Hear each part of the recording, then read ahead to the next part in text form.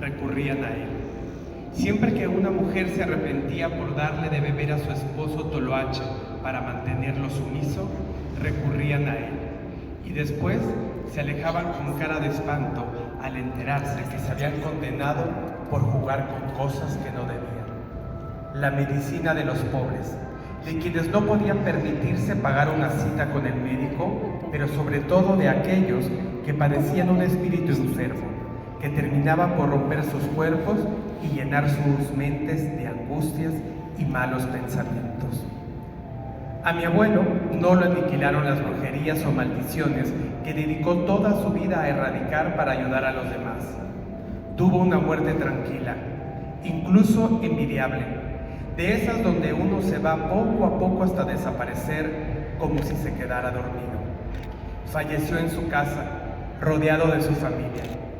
El primer indicativo que se tuvo de su partida inevitable fue la temperatura de sus pies, pues por más que los frotaban para intentar devolver el calor al cuerpo, cada vez se enfriaban más.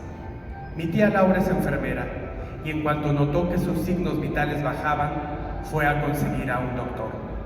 Mientras, los demás nos quedamos afuera del cuarto, en la sala, porque adentro no cabíamos todos y era necesario turnarse para entrar. Cuando el médico llegó a revisar a mi abuelo, todo lo hizo en voz baja, y desde donde estábamos no podíamos escuchar nada. Lo único que rompió el silencio fue un grito combinado con llanto de parte de mi tía Betty, que después solo alcanzó a pronunciar: ya falleció. Cuando alguien se muere, todo se vuelve una carrera contra reloj. No puedes perder mucho tiempo pensando. Mi mamá se quedó con mis tíos y mi abuela mientras se consolaba. Yo salí para avisarle por teléfono a mi papá y a mis hermanos. Cuando le di la noticia a mi hermana, me respondió: ¿y ahora qué se debe hacer? Yo solo pude responderle: no sé. Estaba parado a la mitad de la calle, que más bien parece un callejón. Todo estaba en una calma incómoda que pronto se convertiría en un hervidero de murmullos y rezos. Los límites de las casas aquí son caprichosos y la geometría es un arte ausente, pero no suele levantar preocupaciones. En esta colonia siempre se nos olvida y arrincona hasta que su brutalidad se desborda para dar paso al miedo y la incomodidad de quienes no viven aquí. Mi abuelo fue fundador de esta cuadra. Llegó a habitarla primero y bien pudo apropiarse de todo el terreno. Sus ojos presenciaron cómo las minas eran sepultadas por toneladas de concreto, cómo las casas aplastaban a los girasoles y cómo los ríos de las barracas se secaron. Cada tanto el suelo se hunde y amenazan con dejar salir todo lo que se enterró. Cuando volví adentro, el cuerpo ya había sido cubierto con una sábana blanca. Entre todas las cosas que estaban en su cuarto, tomé y escondí una daga antigua que el abuelo utilizaba en sus limpias y rituales. Me daba miedo que también terminara desapareciendo. Eran aproximadamente las 8 de la mañana. Si te demoras mucho en estos casos, la pena puede transformarse en horror. 2. Discernir entre la naturaleza de la tierra y el polvo. El nombre de mi abuelo era Ernesto, y durante su juventud también lo conocieron como el oso. Parte de su trabajo consistía en repeler a los malos espíritus azotando todos los días una cadena de metal contra una piedra hasta completar una cantidad determinada de repeticiones que él denominaba castigos. La fuerza y condición que tuvo en sus mejores años le permitían pararse con una mano. Sin embargo, su salud siempre se vio opacada por el juvenil y excesivo gusto hacia el alcohol y su pasión por los cigarros hasta sus últimos días. Además de estos, su principal vicio fue comprar compulsivamente chácharas en los tianguis de la zona. Incluso madrugaba para encontrar los mejores artículos a los mejores precios. Por esto, el dinero siempre era un problema y la casa a veces parecía habitada por acumuladores. La mañana de ese viernes, el espacio entre las paredes poco a poco comenzaba a parecer insuficiente. Mi papá contaba con una póliza de seguro funerario que incluía a sus suegros. Cuando la muerte ya era una realidad, fue momento de comenzar a hacer llamadas que únicamente él, el titular de la póliza, podía y debía hacer. Esto lo supe después de haberme hecho pasar por él con una persona y asegurar que efectivamente yo era el señor Ángel Armenta. La funeraria solo contemplaba una opción, la cremación. Si se quería un servicio de sepultura, había que pagarlo por separado.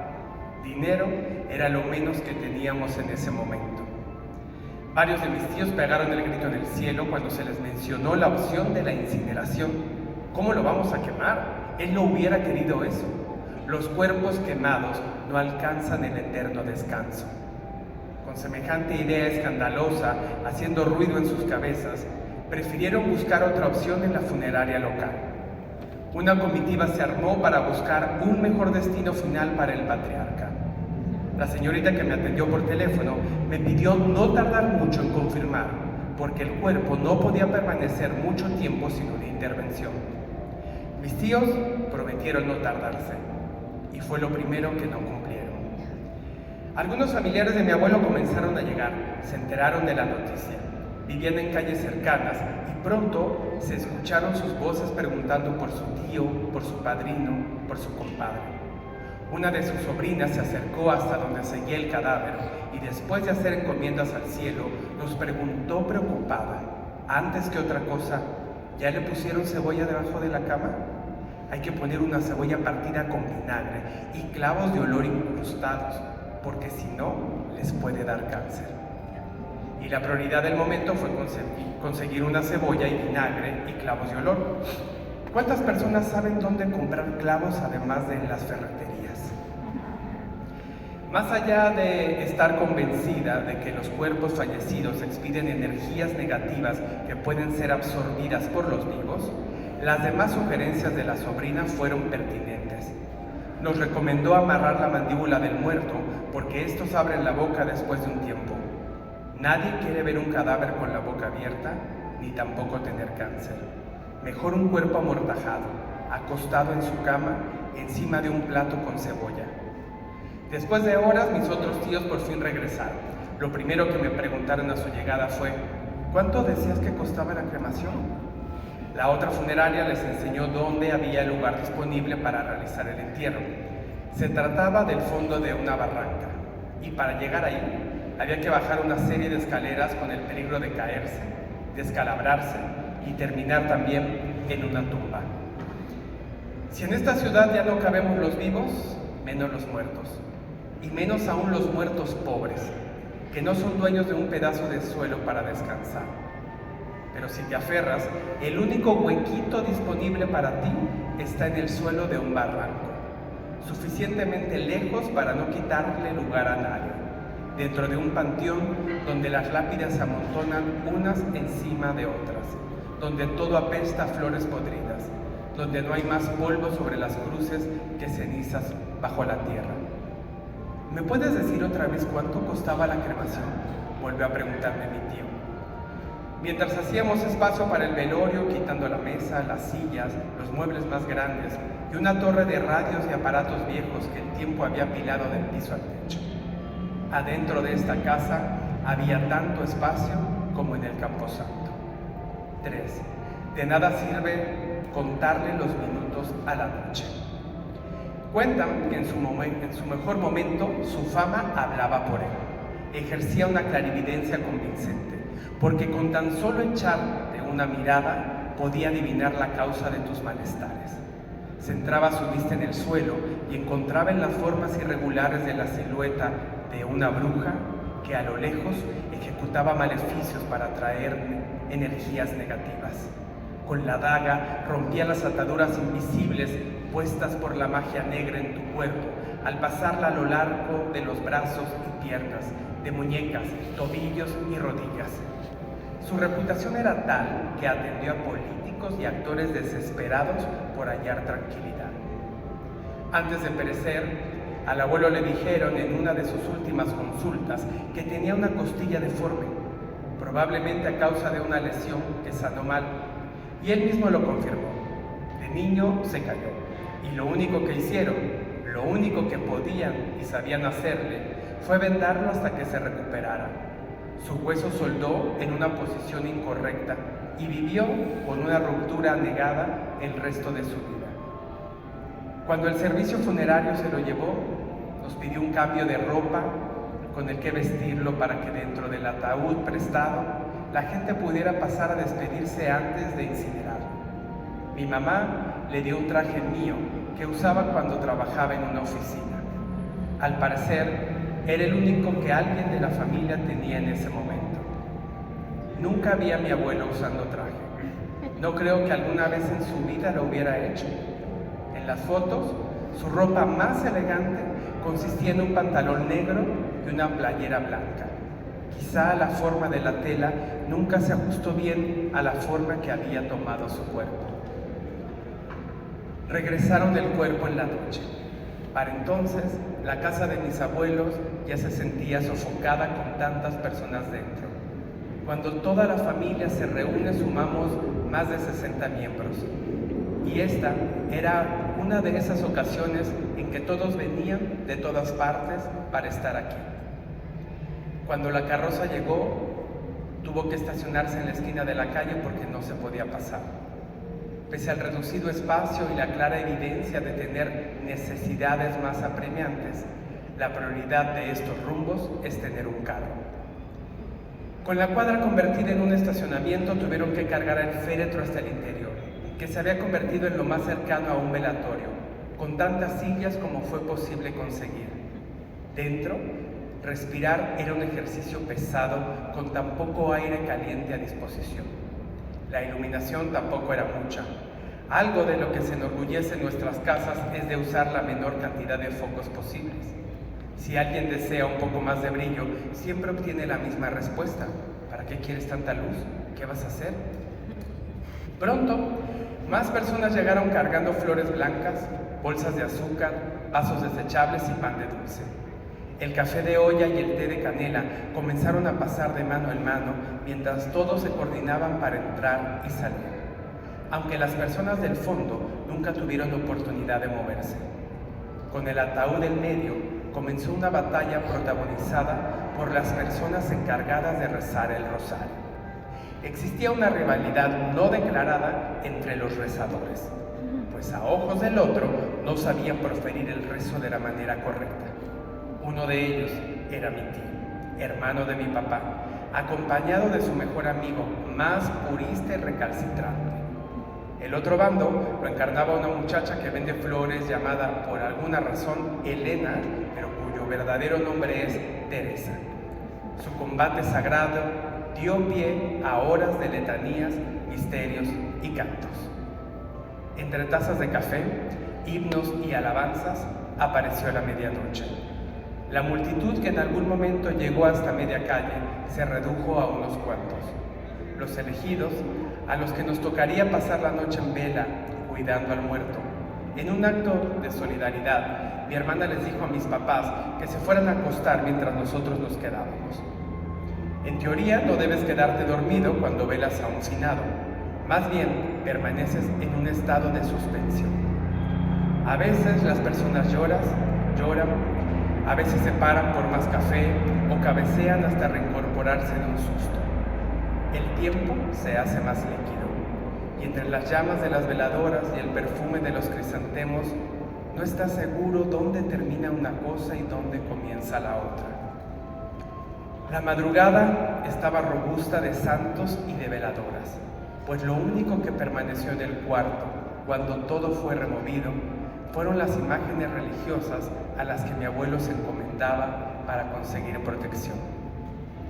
Las horas se sienten como plastilina cuando uno no puede dormir. Y aunque nos hacíamos compañía, no hablábamos entre nosotros. Lo único que se puede hacer es esperar con paciencia el regreso dilatado de la mañana, con los brazos cruzados para repeler el frío que, poco a poco, comenzaba a penetrarnos. 4. No olvides que el mundo es un lugar árido. Siempre me preguntan por qué se llama Olivar del Conde si no hay olivos y mucho menos un conde. Tal vez en algún momento los hubo. Mi abuelo no salía de esta colonia, presumía con cierto orgullo de haber nacido en la Doctores y haber cargado desde chico guacales de fruta en la Merced. Ese día, sin embargo, su último viaje concluyó en San Ángel. Antes de las 9 de la mañana, hora en que el servicio funerario vendría a recoger el cuerpo para la cremación, la mayoría ya estaba de regreso. Las personas pasaron a despedirse y dedicar unas últimas palabras al fallecido. Si el día anterior se había mantenido más o menos la compostura, este es el momento donde una por una las personas comienzan a resquebrajarse como pintura vieja sobre una pared. Es una caída de 20 cuando te avisan que es tu última oportunidad de verlo. Como último gesto, mi mamá y sus hermanos quisieron reproducir su canción favorita en vida, El Rey, de Pedro Infante. Es el tipo de música que suena cuando el humor destila alcohol y se entona casi a gritos. Supongo que a mi abuelo le gustaba identificarse con la letra, sentirse poderoso, aunque en realidad padeciera más carencias que lujos. Rey de su propio reino, juez y verdugo. El mismo hombre que irradiaba una brutalidad caprichosa y punitiva era también el que aliviaba a los demás para aliviarlos, y nunca le negó la entrada en su casa a nadie. Salió de esa misma casa a través de un zaguán, desde donde alguna vez se vendieron pambazos, papitas, aguas, elotes y pan para completar el resto. Partió para meterse en el sol y regresar como el material del que están hechos los diamantes. Si la magia que irradiaban sus manos no hubiese sido finita, pudo haberse convertido en piedras preciosas para adornar las ofrendas de sus santos. Hasta hoy, todavía vienen a preguntar por el señor Ernesto sin saber que murió.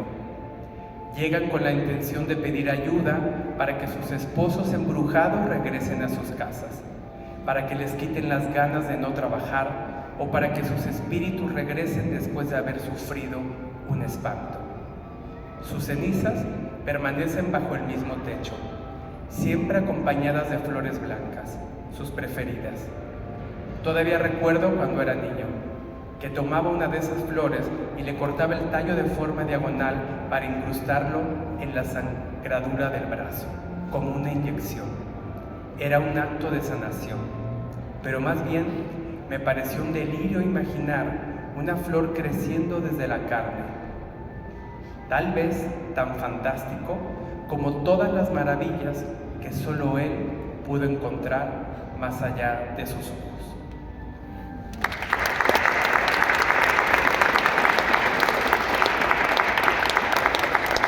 Muchas gracias a Andrés Carreño por la lectura. En este caso es obra ganadora en crónica escrita. Instrucciones para despedir a un muerto. Seudónimo Diente de León. Autor Guillermo Armenta Ugarte. Muchas felicidades.